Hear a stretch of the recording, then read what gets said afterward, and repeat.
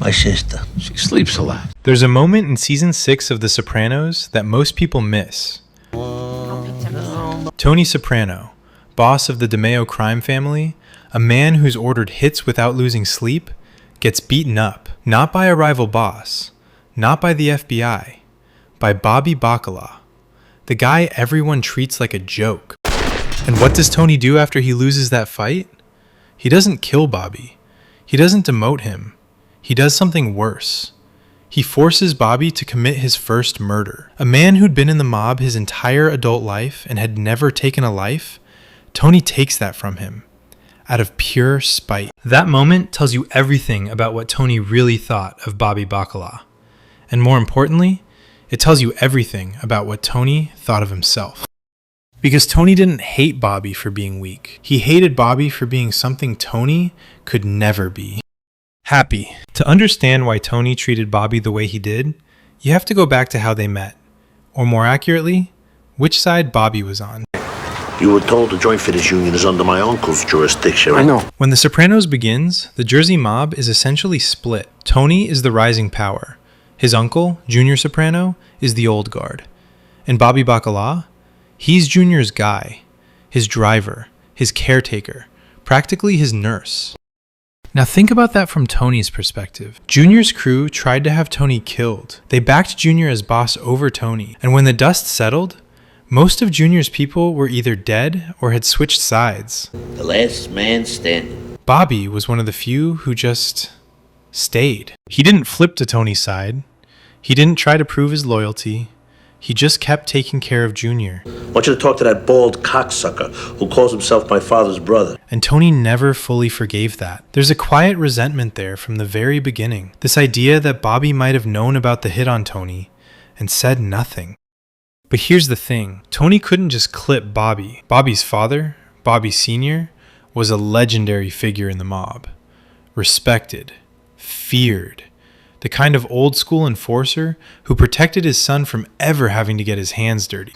You've been a solid performer for some time now. So Bobby carried a family name that afforded him a certain immunity. That drove Tony crazy. Here was a made guy who had never killed anyone, who didn't have a gumar, who went home to his wife and kids every night and seemed fine. In an organization built on violence, Bobby was the guy who somehow avoided the violence. And to Tony, that didn't make Bobby admirable. It made him soft. So Tony did what Tony does. He turned Bobby into a punching bag. Not physically. Bobby was a made man. You can't just beat on a made man. But verbally, constantly. The weight jokes, the mockery, the dismissal. Bobby becomes the guy Tony can belittle whenever he needs to feel powerful. I don't think you got reason to talk to me this way. And Bobby takes it. Every time. That sad expression, that hurt voice. But on the other hand, she called Sophia her daughter. I don't give a fuck. Remember the scene where Bobby tells Tony that Janice called his stepdaughter her daughter, and Tony snaps, "I don't give a fuck." And Bobby just deflates. His face crumbles. And Tony, for maybe 1 second, feels guilty. "All right," he mutters. "I do give a fuck." That's the dynamic. Tony pushes, Bobby absorbs it, and the cycle continues. But what Tony never realizes, at least not consciously, is that his cruelty toward Bobby isn't about Bobby at all. It's about what Bobby represents. There's an episode in season 2 called The Happy Wanderer, and if you want to understand Tony Soprano at his core, that's the one. In that episode, Tony admits something in therapy that he rarely admits. Isn't the happy wanderer anymore. He says he's angry at people who are happy. Not the kind of surface level irritation we all feel sometimes. A deep, almost primal rage at anyone who seems content with their life. Bobby! Solve, come on! He calls them happy wanderers. People who just move through the world without carrying the weight that Tony carries. And nobody in Tony's orbit is more of a happy wanderer than Bobby Bacala. Think about what Bobby has that Tony doesn't. He's gonna meet us at Uncle Joe's. He took the kids to the 12 o'clock mass. Bobby loved his wife. Actually loved her. Not the transactional, guilt-ridden, affair-soaked marriage that Tony has with Carmela. When Karen was alive, Bobby was devoted. And when she died, He was genuinely devastated. Bobby's kids adore him. They're not scared of him. They're not resentful. They actually want to be around their dad. Bobby has hobbies, real hobbies. The model trains, the hunting gear. The guy has actual interests outside of making money and maintaining power. And maybe most importantly, Bobby sleeps at night. He doesn't have panic attacks. He doesn't need a therapist. He doesn't wake up in cold sweats, wondering if the FBI is at the door, or if one of his own guys is going to put a bullet in him. And Tony sees all of this. He can't articulate it, but he feels it. Every time Bobby walks into a room with that big, open expression on his face, happy to be there, happy to see people, Tony feels something corrosive, because Bobby's happiness is a mirror. And what Tony sees reflected back is his own misery. Here's what makes this even more painful. Tony could have had what Bobby has. He chooses not to. Every affair, every lie, every act of cruelty toward Carmela and his kids, those are choices. Tony's home life is a disaster because Tony makes it a disaster. He's an addict in every sense. Food, sex, gambling, booze. He copes with stress by destroying the things that should give him peace. So when he looks at Bobby and sees a man who is fat, who is simple, who isn't particularly ambitious, and yet who is somehow happier than Tony could ever be, it's unbearable. Because Bobby's happiness exposes the lie Tony tells himself. The lie that says, I have to be this way. I had no choice. My mother ruined me. My father ruined me. The life ruined me. Bobby proves that's not true. You can be in this thing and still be a decent human being. You can be in the mob and still go home to your kids with a clean conscience. Bobby is living proof that Tony's darkness is optional. And Tony? He'd rather destroy Bobby than face that truth. This is the same pattern Tony repeats with everyone who shows signs of genuine happiness. So how's that going? Anger management? It's the best thing that ever happened to me. When Janice starts doing anger management and actually getting better, what does Tony do? He goads her at dinner until she snaps, bringing up her estranged son Harpo until she lunges across the table. When Christopher gets sober, Tony subtly undermines him at every turn. Well, having that Kumar on the side helps. I told you I'm not seeing her anymore. When Carmela finds meaning in her faith, Tony mocks it. Tony Soprano doesn't just tolerate misery. Are you happy? Am I happy? He distributes it. He needs the people around him to be as broken as he is, because that's the only way he can justify staying broken himself. And Bobby? Bobby is the hardest to break, because Bobby's happiness isn't a phase. It's who he is. There's another layer to this that often gets overlooked. Tony doesn't just envy Bobby's happiness. He fears Bobby's physical resemblance. Sounds superficial. It isn't. Whatever happened to Gary Cooper? Tony Soprano is obsessed with the image of the strong, stoic man. He idolizes Gary Cooper, the strong, silent type. A man who handled his business without whining, without complaining, without falling apart. Tony wants to be that guy. In his mind, he is that guy. And then he looks at Bobby, a large man. A man who, frankly, looks a lot like Tony might look if he stopped pretending. Tony makes relentless jokes about Bobby's weight. But Tony himself is not a small man. As the series goes on, Tony gets bigger. Bobby, ironically, loses weight. And you can see it bother Tony, because Bobby's body was supposed to be the punchline. Bobby was supposed to be the before picture, the what not to become. But Bobby's physical presence also carries something Tony can't joke away. Bobby is strong. Genuinely, physically strong. Tony knows this, even if he won't admit it. And in season 6, when the two of them finally come to blows at the lakehouse, Bobby proves it. Let's talk about that fight. What the fuck are you doing? Stop! It's not some choreographed action sequence. It's sloppy, drunk, real. Tony goads Bobby relentlessly, making a vile joke about Bobby's dead wife's last words. Bobby warns him. Tony pushes anyway, and Bobby snaps. Bobby wins. Think about how significant that is. Look, Tom, I'm really sorry. Tony Soprano, the boss, the alpha, the man who rules through intimidation and violence, gets physically overpowered by the guy he's been mocking for 6 seasons. Carmela tries to save Tony's ego afterward, suggesting Bobby got a lucky shot in. But that's not what happened. Bobby stood up and fought, and Tony lost. Tell you something, Bobby.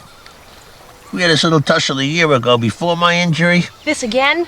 And here's the crucial detail. After that fight, Tony doesn't kill Bobby. He doesn't even demote him. Instead, he does something far more calculated. He makes Bobby carry out a hit, Bobby's first kill. The one thing Bobby had been protected from his entire career. That is surgical cruelty. Tony can't beat Bobby physically, so he beats him spiritually. He takes the one thing that made Bobby different, his innocence, and destroys it. It's not punishment for the fight. It's punishment for being better than Tony. And after that hit, you can see it in Bobby's eyes. Something's gone. That easy smile, that lightness, it's dimmer. Tony didn't just make Bobby kill a man. He made Bobby become more like him, and that was the point. Here's what makes the Tony and Bobby story a tragedy, and not just a case study in bullying. Tony does eventually come to respect Bobby. It just takes him the entire series to get there. Where the fuck you been? We're down the Pine Barrens. Did you wrap the package? The first crack in Tony's contempt actually comes way back in Pine Barrens. Polly and Christopher get lost in the frozen Pine Barrens of South Jersey after botching a job. It's one of the most beloved episodes of the series, and in the middle of it, Tony calls Bobby for backup. Bobby shows up in full hunting gear, ready to go. Tony laughs at the outfit, but here's the subtext. When two of Tony's most trusted soldiers failed, Bobby was the one who was actually prepared. Tony notices this, even if he won't say it. How's she doing anyways? My sister. She sleeps a lot. Then Bobby marries Janice. And this complicates everything. Tony and Janice have one of the most toxic sibling relationships on television. Tony can't stand Janice, and now Bobby is attached to her. In some ways, Tony's cruelty toward Bobby intensifies after the marriage, because hurting Bobby becomes another way to hurt Janice, and vice versa. I did Sunday dinner at my house, and now I got to prepare the starters and schlep them to Uncle June. But something else happens too. Bobby becomes family, not just mob family, actual family. And Tony, for all his cruelty, does operate by a code when it comes to blood. He can't entirely dismiss Bobby once Bobby is married to his sister. As the series moves toward its end, Tony's crew thins out. Through violence, betrayal, and his own paranoid decisions, Tony has burned through most of his reliable people. And who's still standing? Bobby. Quiet, reliable, never once talked to the feds, Bobby Bacala. Top three guys. Tony Soprano, plus Silvio Dante, and we think Bobby Baccalieri. By the final season, Bobby is effectively Tony's underboss, the second most powerful man in the family. The guy who started the series as Junior's babysitter ends it as the man standing next to the boss. But here's the gut punch. Tony waited too long. By the time he promotes Bobby, by the time he genuinely relies on him, the war with New York is already coming. And Bobby, the happy wanderer, the family man, the guy who never wanted any of this violence, is one of the first casualties. Shot dead in a model train store, surrounded by the one thing that brought him pure, uncomplicated joy. If that isn't David Chase telling you something about the cost of wasted time, I don't know what is. So why did Tony Soprano hate Bobby Bacala? It wasn't because Bobby was in Junior's crew. It wasn't because he was an easy target. It wasn't even because he married Janice. At this point, he'll try anything, I guess. Tony hated Bobby because Bobby was proof that Tony's suffering was a choice. Every excuse Tony made in therapy, my mother was a monster, my father was a criminal, this life chose me, Bobby invalidated just by existing. Bobby had the same life, the same world, the same pressures. Could you give them a little time? You know how much little Bobby likes. And Bobby was still kind. Bobby was still faithful. Bobby still went home and played with trains and hugged his kids and slept without nightmares. I'll tell you this, Bobby. Tony couldn't break Bobby by mocking him. He couldn't break him by excluding him. He could only break him by forcing him to kill, by dragging Bobby down to his level. Because if Bobby stayed good, then Tony had to confront the possibility that he could have been good too. And Tony Soprano would rather destroy every decent thing around him than face that possibility. That's not just a character study. That's one of the most honest portrayals of self-hatred ever put on television. Bobby Bacala started the series as a punchline, and ended it as arguably the most tragic figure in The Sopranos, not because of how he died, but because of how he lived, surrounded by people who didn't understand what they had until it was gone. The show gave us murderers and sociopaths and schemers, but it also gave us Bobby, a guy who just wanted to take care of his family, build his model trains, and maybe not have to kill anybody. And in the world of The Sopranos, that made him the most dangerous man in the room, because he proved it was possible to be decent. And Tony could never forgive him for that. I want to hear from you. Drop a comment. Do you think Bobby actually changed Tony's perspective at all? Or was Tony completely incapable of learning from Bobby's example? I've been going back and forth on this one, and I think the answer says a lot about how you interpret the ending of the show. If this kind of deep character analysis is what you're here for, hit subscribe. I've got a video coming on Carmela Soprano's moral compromise that I think is going to change how you see the entire series. I'll see you there.